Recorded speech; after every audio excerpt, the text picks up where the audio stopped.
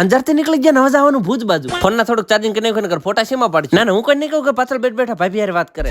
આગળ જતા તે રાય નું ખેતર દેખાઈ ગયા. બધા ફોટાના શોખીન જીવડા તો કોથળો ભરીને પાડી લીધા ને ખસકાયા હતી. માથા પર થતા આવી ગયા ભુજ ને જવાનું ભુજ્યો ડુંગર જો. પગડ દેવીને જરાક જોતા આવી ડુંગર કેવો છે. આ ડુંગર પર કોણ કોણ આવ્યું જરા કોમેન્ટ કરો. આ લંગરિયા વાળા નામ લખીને ખબર નહીં હું મળે.